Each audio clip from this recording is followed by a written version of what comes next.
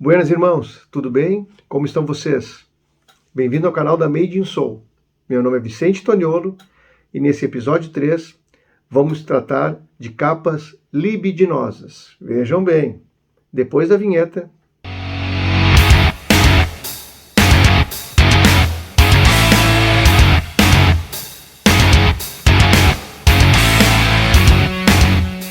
Todos nós sabemos que as capas de discos têm um papel de contar histórias ao longo do tempo.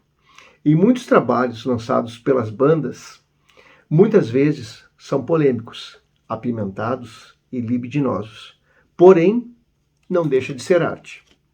Hoje eu trago dois trabalhos de dois grandes músicos, e também, por que não, banda, lançados entre 89 e 1996.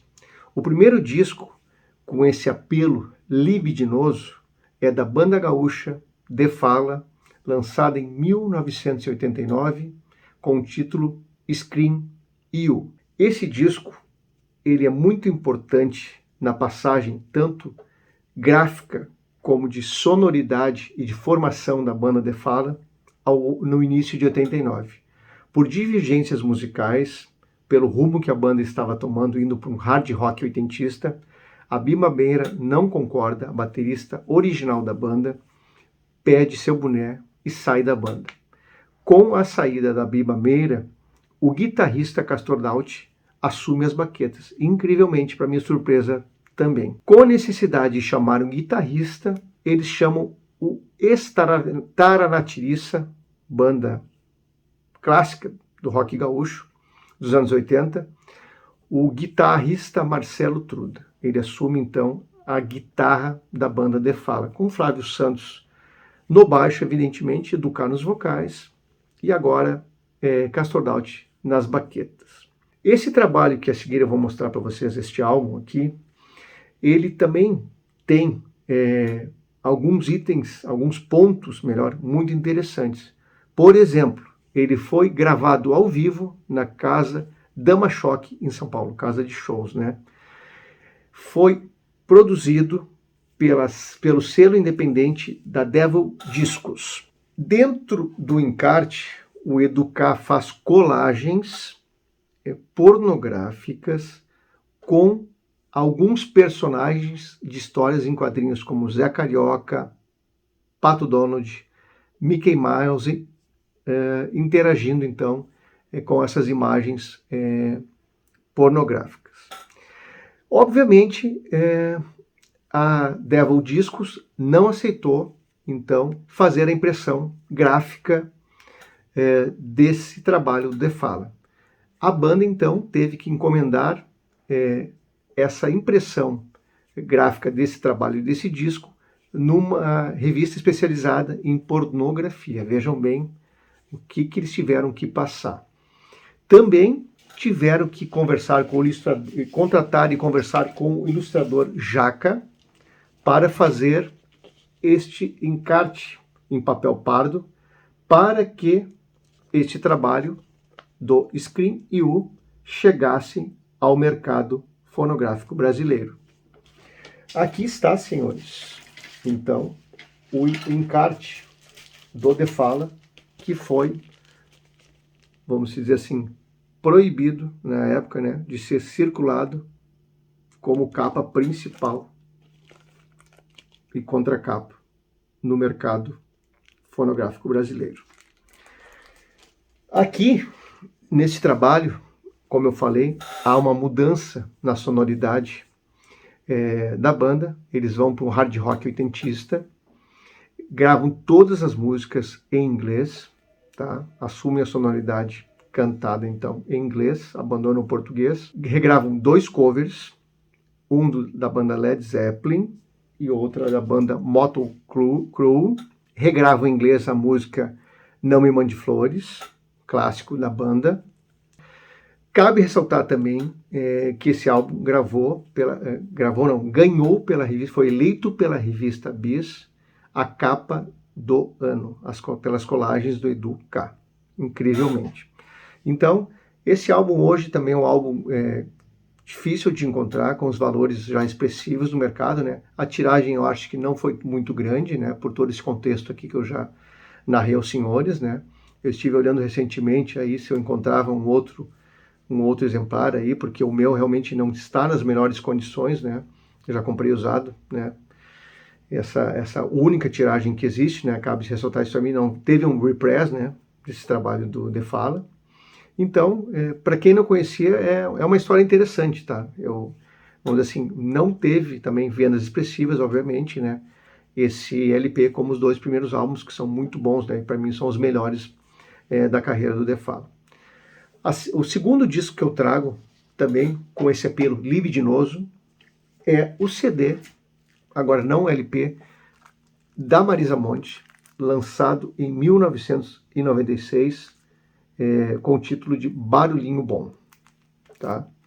Aqui, senhores, eu acho que a maioria de todos vocês já conhecem, mas cabe ressaltar então que tem um lado ao vivo, né, e o outro lado em estúdio. Né? Aqui existem grandes clássicos gravados por ela, como De Noite na Cama, do Caetano Veloso, Penísia Circenses, do Gilberto Gil, Caetano Veloso, Beija Eu, que ela compôs junto com o Arnaldo Antunes, Give Me Love, do George Harrison, ainda lembro uma composição em parceria com Nando Reis, então namorado dela na época. É um clássico absoluto esse trabalho da Marisa Monte. E na capa e no encarte interno, e contracapa também, a Marisa Monte fez uma homenagem a então o desconhecido Carlos Zéfiro.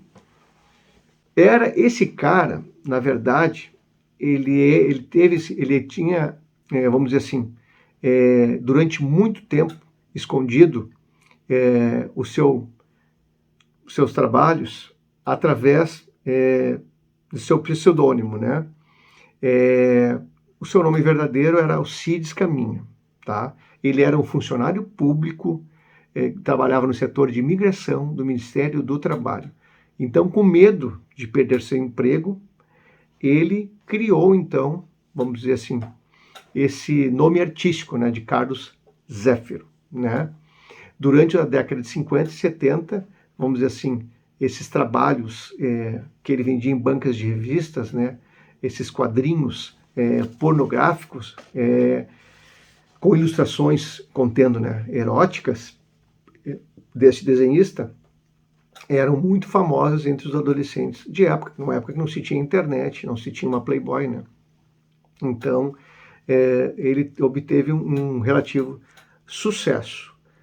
Com o passar dos anos, ele abandonou esse hobby para levantar, vamos dizer assim, o orçamento, né, da família, a renda da família, né? Ele escondeu até o final da vida isso da família dele. Porém, quando em 1991 um colega de profissão, um desenhista, cartunista, apontou o dedo dizendo: eu sou o Carlos Zéfiro, ele falou: opa, agora eu vou ter que levantar uma bandeira e dizer: não, esse cara está mentindo, eu sou o Carlos Zéfiro. E aí ele aceitou participar de uma entrevista pela revista Playboy, foi entrevistado pelo jornalista Juca Kfouri, e aí relatou, né, toda a sua vida, né, ao Juca. Ele acabou falecendo, né, acho que um ano depois, e aí então foi uma homenagem póstuma da Marisa Monte, tá? Esse CD que eu mostrei aqui do Barulhinho Bom foi proibido nos Estados Unidos. Aqui nos seios desta mulher, eles colocaram uma tarja preta, tá? Então essa é uma versão que para colecionadores, o pessoal geralmente aí vai atrás, né? Cabe também ressaltar que esse Carlos Zéfiro, né, o Alcides Caminha, na verdade, né, ele teve um impacto cultural muito grande, tá? Ele teve um livro publicado pelo cartunista Ota, né, do MED, né? Teve uma galeria de arte em Nova York publicada a sua obra. A MTV também fez algumas homenagens para ele. Enfim, o Carlos Zéfiro aí prestou os seus trabalhos aí no chamado ceticismo, né? Que eles chamavam aí, catecismo, desculpa. Então, esses dois são as duas capas libidinosas que eu trouxe para contar para vocês aí um pouco aí da história que contém dentro dessas capas de discos aí, que muitas vezes se passa desapercebido, né? Não se tem a total noção da história que carrega esses encartes aí de bandas ou de músicos brasileiros, né?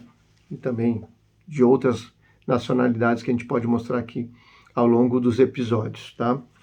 Eu espero que vocês tenham gostado aí desse episódio 3. Fiquem com Deus aí e um forte abraço na alma a todos.